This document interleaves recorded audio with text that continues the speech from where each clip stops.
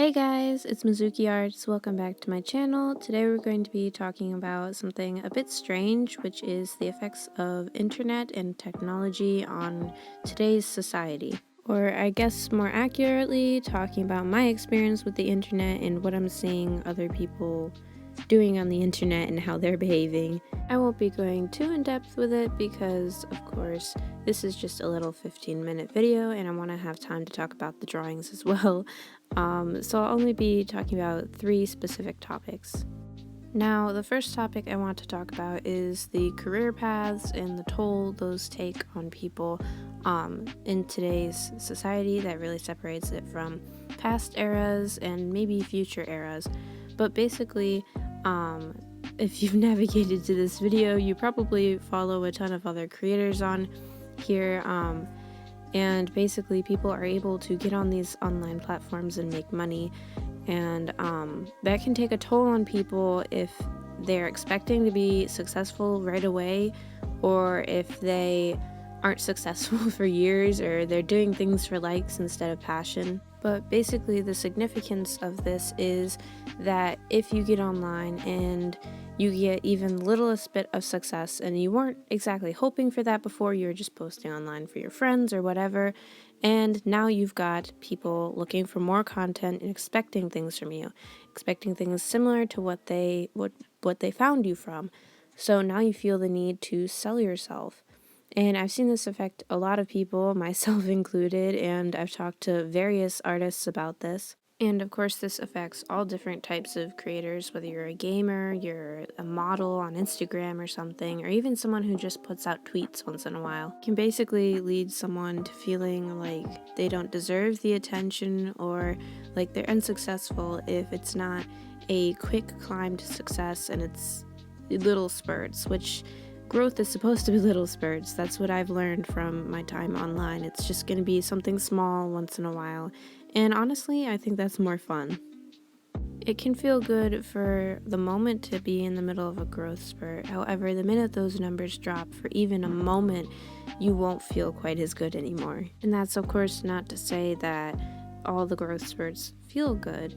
When you're gaining mass amounts of followers and even fans, like people that would commission you for your work or pay you or donate or whatever, it doesn't always feel good. Sometimes you end up with imposter syndrome, which is basically the feeling that you really don't deserve the love that you're receiving, or like that it's not directed at you and it's at something you're making. Certainly not a feeling that I recommend putting yourself through. 10 out of 10 would not go through it again. And certainly if you let all these feelings get to you even further, it can stop you from making the type of content that, first of all, brought people to you, like it caught their attention, and second of all, it can stop you from making content that you actually enjoy. I've had to learn this the hard way, to just let the numbers go and just have fun. And honestly, I've been a lot happier since, and I'm just having a lot more fun. And certainly take a break from the internet, because that's the healthy thing to do, to kind of get yourself back into the real world, because in the end, what's in your phone doesn't really matter. And if there's a specific platform that's causing the problem, maybe delete it for a little while or get off of it entirely.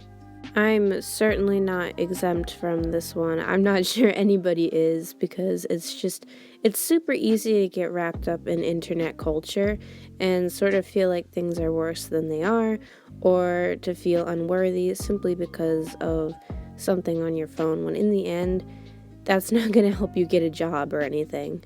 Unless, of course, your dream career is to be an influencer, in which numbers are pretty important, but of course not more important than perseverance and passion, which the obsession with numbers tends to take away. People have been copying each other for clout or to seem cool for a long time, so that's certainly not solely an internet thing. However, the internet has sort of brought that out, because there seems to be a new trend every other day. I mean, that's just how I feel about it, but there's always something new that I'm just hearing about. And it's kind of funny because the internet seems to have its own set of trends, like the a big thing right now is like really, really thick drawn on eyebrows and like layered crop tops and pencil skirts and cute little plaid and stuff. And I mean, it depends on where you go, of course, on the internet, but it's what I'm seeing most of the time. So I sort of went on a mini rant there, but hopefully you liked my super creepy drawing, and on to the next one. For this drawing, I want to focus on addiction and the insane rate at which content is being consumed on the internet. So basically, I know a lot of people that will get online at like 8 o'clock at night or something and not get off until the sun is peeking up above the horizon, and then they've realized their awful mistake.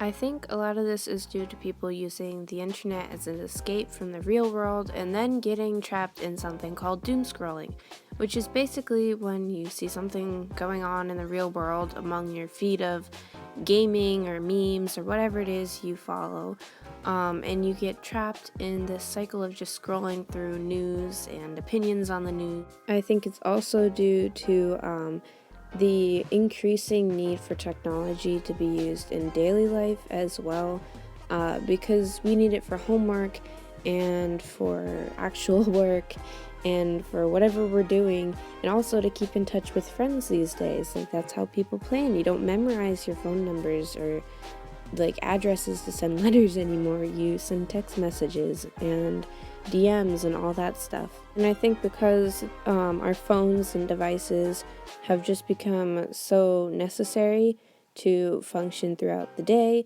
a lot of people keep them on a nightstand or like on their dresser or something in their room at night. So if it lights up for a notification and you just happen to still be awake, there's that temptation. And also, if you leave your ringer on, of course, that's going to make a lot of noise. I've been lucky enough to not really have this problem because I don't keep my phone in my room, and I'm very serious about my sleep, but I know a lot of people that constantly deal with that temptation.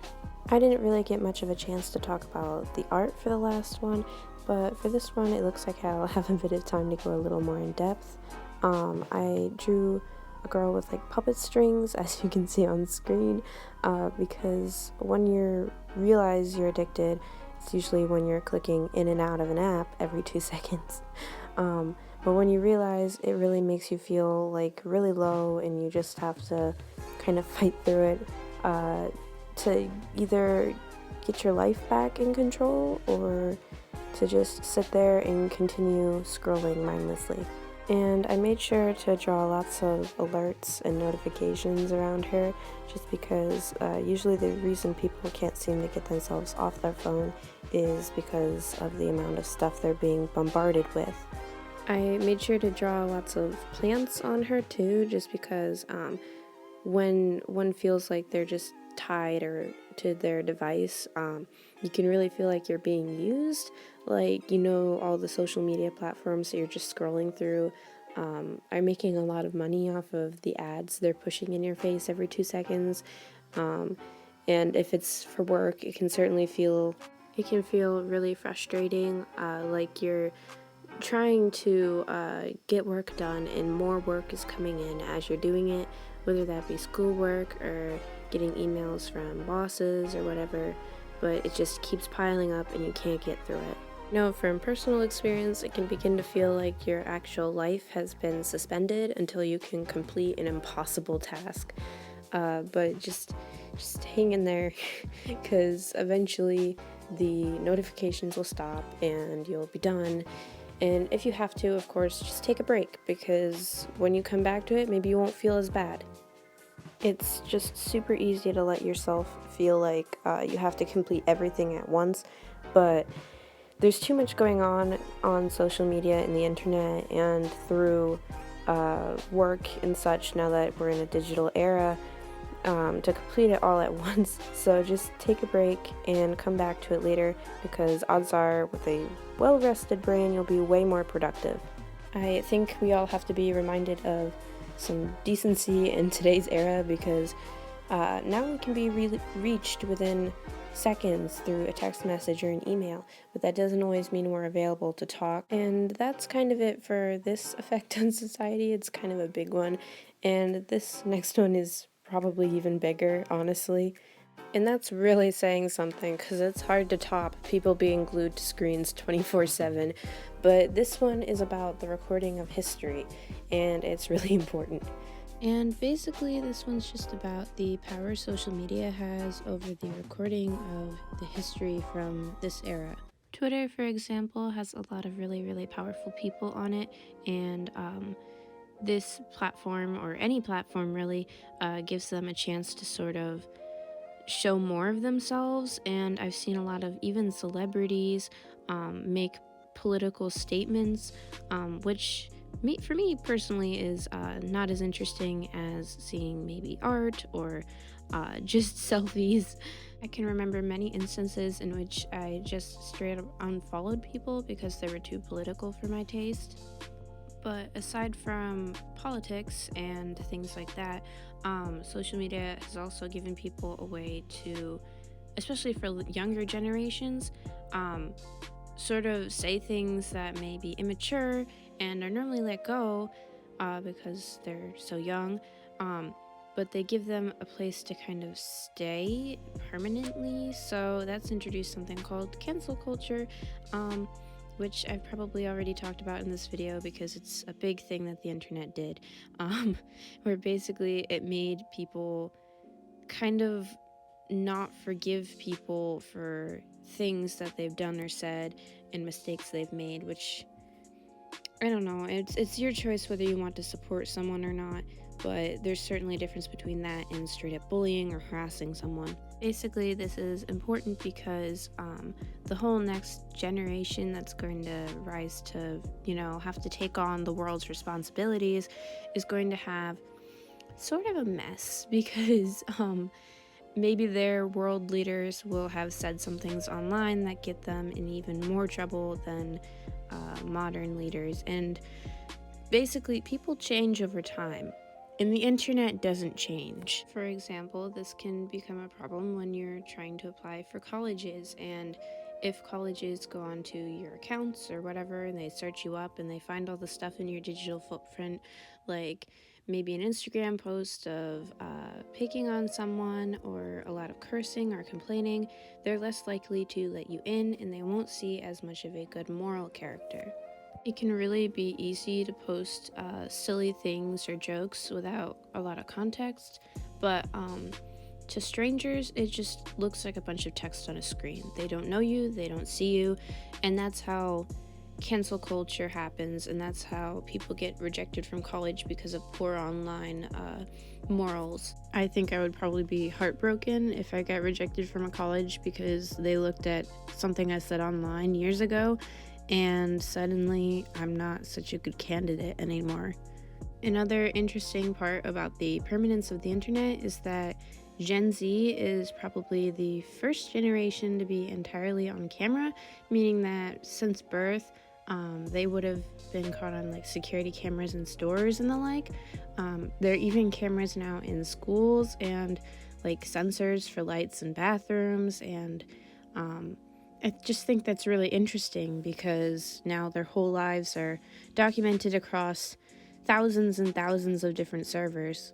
Something really interesting this has resulted in is that we have lots of data about the past 10 or 15 years, and for the next 200 years we might have a very, very well documented period of time, or we might have no information whatsoever because none of it's put in paper at all. I could talk a mile a minute about all this and how it's going to affect our future, being that we're sort of in the middle of a technological renaissance, and it's just really interesting to think about maybe where we'll be in 100 or 200 years. But anyways, I hope at least some of this video made sense to you, and if not, hopefully it gave you something interesting to think about. And be sure to let me know what you thought about this video and about the really weird art in it. I have to admit, these are some of my weirder pieces. Although, to be perfectly honest, they by far aren't the weirdest things I've drawn.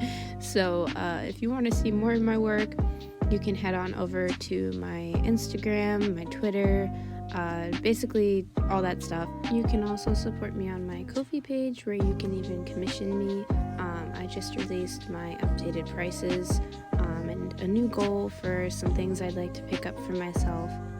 Definitely be sure to like and subscribe if you enjoyed this video, and I'll catch you guys next time. Bye!